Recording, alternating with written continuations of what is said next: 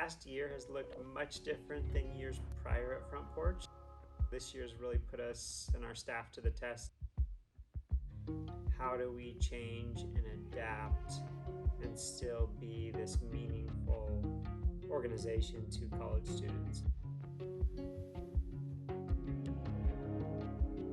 We've really partnered a lot this year with other organizations in the community, whether that's here on Cal Poly's campus or locally in San Luis Obispo, to be able to meet the needs of students where they're at, which has always been a core value.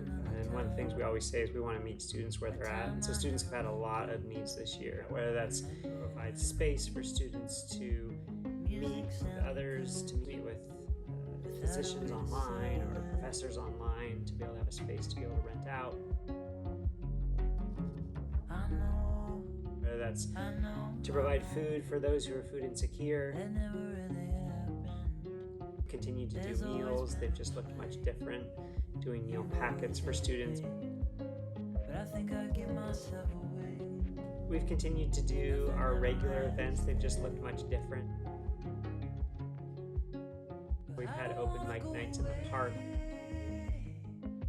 We've had our what we've traditionally called our worship gatherings. We've changed to Sunday mornings and do those in a park.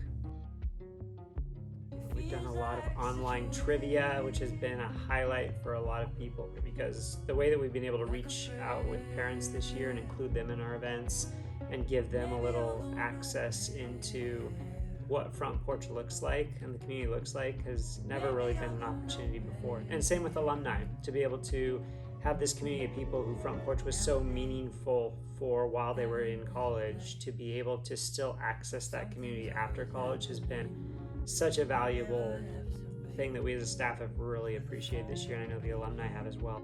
How do we implement those aspects of the Front Porch community in the future when we're able to go back to how things somewhat were before?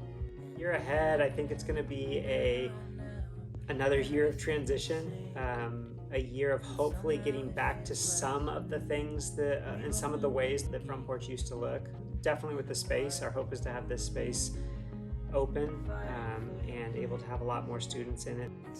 But then some of those other things that we learned about Front Porch, how do we continue to implement those and empower the students to come alongside other organizations within the community as a part of Front Porch and say, hey, Front Porch wants to help you with this.